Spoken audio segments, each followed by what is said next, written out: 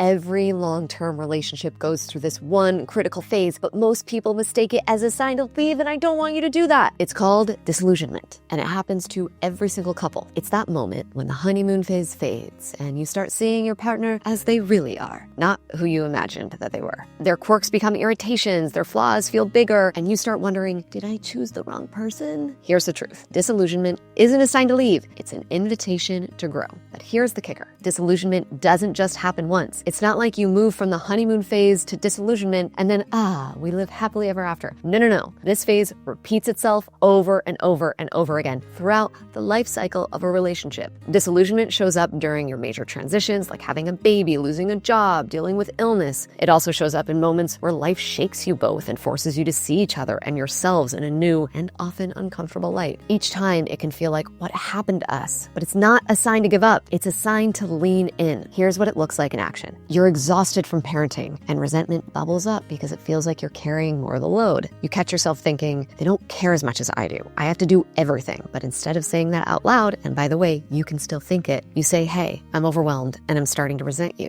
Can we figure this out together? Or you see your partner pull away during a period of grief or stress, and you want to yell, why can't you let me in? Instead, you soften and you say, I know you're hurting and I don't know how to help. Can you tell me what you need? Disillusionment is cyclical because relationships are live. They're constantly growing, changing, and being tested by life's pressures. And each time you work through it, you move into the next phase, more intimacy. This is where you choose each other not because it's easy or perfect, but because you're willing to do the work to stay connected. The couples who make it aren't the ones who never hit disillusionment. They're the ones who see it as part of the natural rhythm of a relationship and then use it as a chance to build deeper, more enduring intimacy.